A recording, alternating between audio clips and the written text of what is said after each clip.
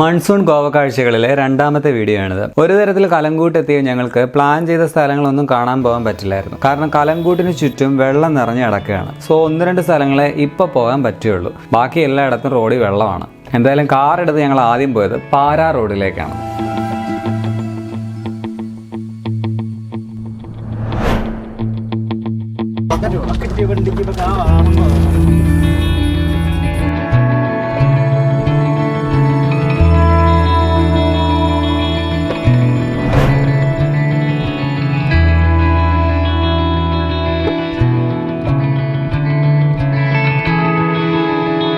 കുറച്ച് നാളായിട്ട് ഈ സ്ഥലത്തെക്കുറിച്ച് നമ്മൾ റീൽസും വീഡിയോസും ഒക്കെ കാണുന്നുണ്ട്. നമ്മുടെ ഷാറുഖ് ഖാൻ, ആലിയ ഭട്ട് അഭിനയിച്ച ഡിയർ സിന്ദഗി എന്ന് പറഞ്ഞ പടം ഷൂട്ട് ചെയ്ത സ്ഥലമാണിത്.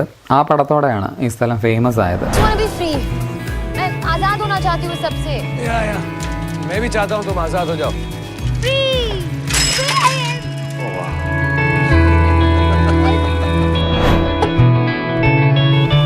അവിടെ ചെന്നപ്പോൾ സത്യം പറഞ്ഞാൽ എനിക്ക് വലിയ സംഭവമായിട്ടൊന്നും തോന്നിയില്ല. ഇതിനൊക്കെ ഭംഗിയുള്ള സ്ഥലം എന്ന് പറഞ്ഞാൽ റോഡ് ഇഷ്ടം പോലെ നമ്മുടെ കേരളത്തിലുണ്ട്. 2 സൈഡിലും തെങ്ങും നടുക്കൂടെ റോഡും.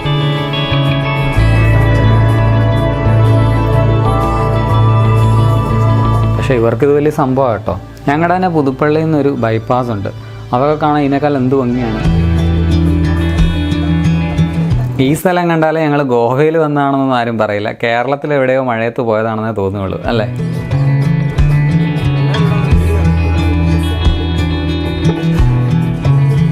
ഗോവൻ മഴക്കാല വൈബ് ആസ്വദിക്കാനും ഡിയർ സിന്ദഗിയുടെ ലൊക്കേഷൻ സന്ദർശിക്കാനുമായിട്ട് കുറേ സഞ്ചാരികൾ ഇവിടെ വന്നിട്ടുണ്ടായിരുന്നു കേട്ടോ.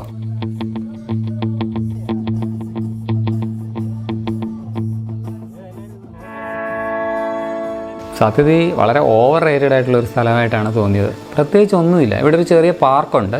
ആ പാർക്കിനകത്ത് കയറണമെങ്കിൽ 50 രൂപ കൊടുക്കണം. വണ്ടി അവിടെ പാർക്ക് ചെയ്യുന്നതിന് കാറാണെങ്കിൽ 100 രൂപയും കൊടുക്കണം. അതിനും മാത്രം വെർത്ത് വാച്ചായിട്ടൊന്നും അവിടെ ഒന്നുമില്ല.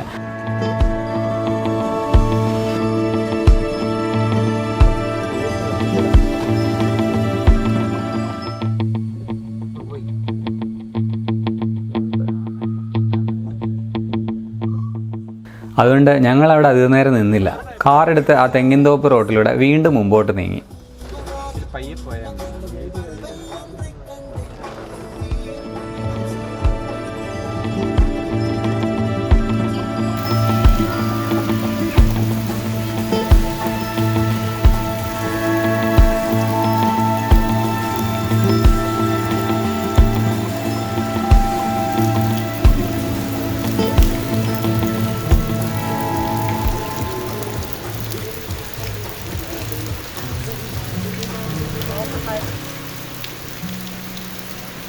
കുറേ ആളുകളൊക്കെ ഇവിടെ ഫോട്ടോ എടുക്കുകയും വീഡിയോ ചെയ്യുകയൊക്കെ ചെയ്യുന്നുണ്ട്. ഇപ്പോൾ മഴക്കാലത്തെ സ്ഥിരം കാഴ്ചയായ 100 രൂപയുടെ മഞ്ഞ കളർ മഴക്കോട്ടിട്ട ഇഷ്ടം പോലെ ആൾക്കാരെ ഗോവയിലും കാണുന്നുണ്ട് കേട്ടോ.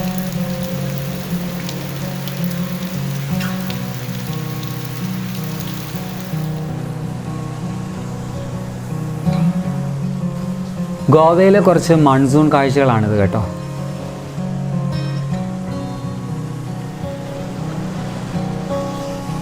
വഴിയിലൊരു ഗോവൻ പാമ്പിനെ ഞങ്ങൾ കണ്ട്.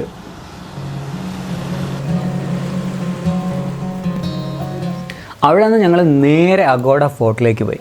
കഴിഞ്ഞ തവണ പോയപ്പോൾ കണ്ടതാണെങ്കിലും ഇത്തവണ മഴയിൽ ഫോർട്ടിൻ്റെ ഭംഗിയൊന്ന് ആസ്വദിക്കാമെന്ന് വിചാരിച്ചു.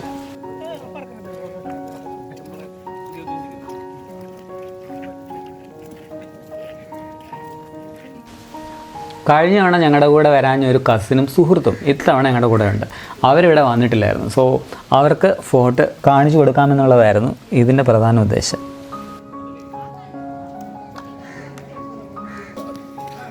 ഫോർട്ടിലേക്ക് കയറാനായിട്ട് 25 രൂപയാണ് ഫീസ്. 15 വയസ്സ് വരെയുള്ള കുട്ടികൾക്ക് കാശൊന്നും വേണ്ട കേട്ടോ.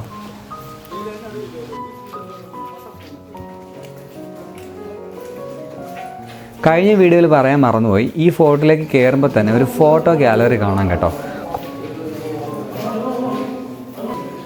കോട്ടയുടെ ഓരോ ഭാഗങ്ങളുടെയും ചിത്രങ്ങളും കാലഘട്ടങ്ങളും ഒക്കെ അടയാളപ്പെടുത്തി വളരെ ഇൻഫോർമേറ്റീവ് ആയിട്ടുള്ള ഒന്ന്.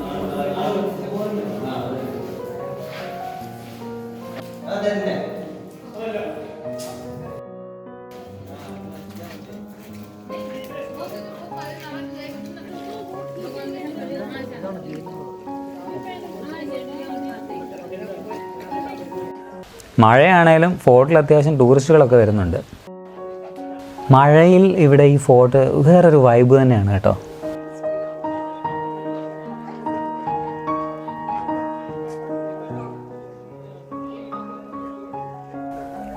ഈ അഗോഡ ഫോർട്ടിൻ്റെ ഹിസ്റ്ററിയൊക്കെ ഞാൻ കഴിഞ്ഞ വീഡിയോയിൽ, അതായത് നമ്മൾ ഏപ്രിൽ വേനൽക്കാലത്ത് വന്ന സമയത്ത് ഗോവ വീഡിയോയിൽ പറഞ്ഞിട്ടുണ്ട്. അത് കാണാത്തവരാണെങ്കിൽ ഒന്ന് കണ്ടു നോക്കണേ.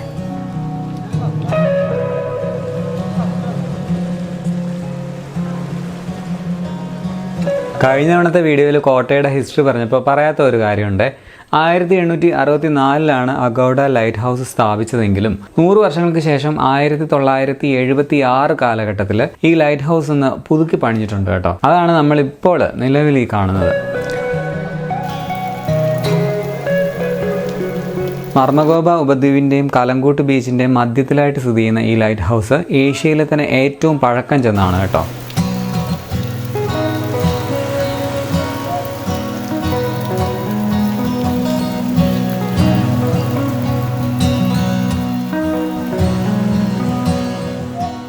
ഈ ഫോർട്ടിൽ നിന്നും പുറത്തു പോയിട്ട് കുറച്ച് ദൂരം ചെല്ലുമ്പോൾ അഗൗഡ സെൻട്രൽ ജയിലും സ്ഥിതി ചെയ്യുന്നുണ്ട്. അതിൻ്റെ ഉള്ളിലേക്ക് കയറാനും വണ്ടി പാർക്ക് ചെയ്യാനും ഒക്കെ സെപ്പറേറ്റ് പാസ് എടുക്കണം കേട്ടോ. ഞങ്ങൾ പക്ഷേ അവിടെ പോയില്ലായിരുന്നു.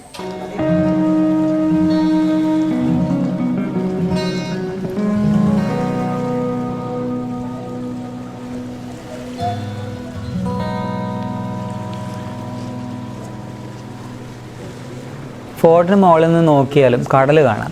കടലിൻ്റെ തുടക്കത്തിലുള്ള ഭാഗങ്ങളിലൊക്കെ നല്ല ചെളിവെള്ളം കാണാം. വെള്ളപ്പൊക്കം കൊണ്ടുണ്ടായതാണ്. പ്രളയകാലത്ത് മണ്ടോവി നദിയിൽ വെള്ളം പൊങ്ങുമ്പോൾ അതിൽ നിന്നും കലങ്ങിയ വെള്ളം കൂടി കടലിലെത്തുന്നുണ്ട്. അതുകൊണ്ടാണ് ഇത്രയും പകുതി ഭാഗത്തോളം ചെളി വെള്ളം കാണുന്നത്. വെള്ളം നന്നായിട്ട് പൊങ്ങിയിട്ടുമുണ്ട് കേട്ടോ.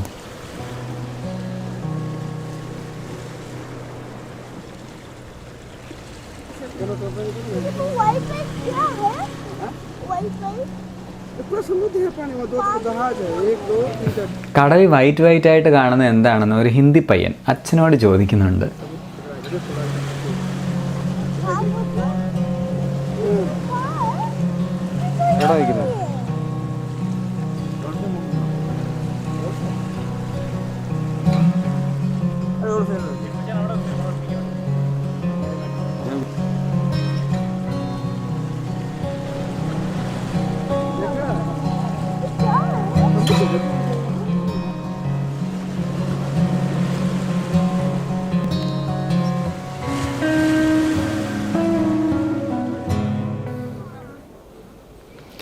എന്തായാലും മഴയിൽ നനഞ്ഞ കോട്ടയുടെ കാഴ്ചയും ഒപ്പം പ്രക്ഷുബ്ധമായ നിറയെ വെള്ളമുള്ള കടലിൻ്റെ കാഴ്ചയും എല്ലാം കൊണ്ടും മൺസൂൺ കാലത്തെ അഗോഡ ഫോർട്ടിൻ്റെ ദൃശ്യങ്ങളൊക്കെ ഭയങ്കര രസമായിരുന്നു.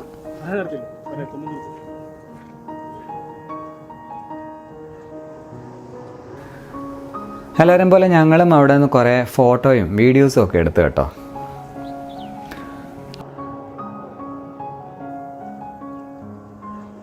അപ്പോൾ കുറച്ച് റിസ്ക് ഒക്കെ എടുത്തിട്ടാണെങ്കിലും മഴക്കാലത്ത് ഗോവ വന്നത് ഏതായാലും നന്നായി. ഗോവയുടെ ഈ ഒരു മഴക്കാല സൗന്ദര്യം ആസ്വദിക്കാൻ പറ്റിയത് അതുകൊണ്ടാണല്ലോ, അല്ലേ?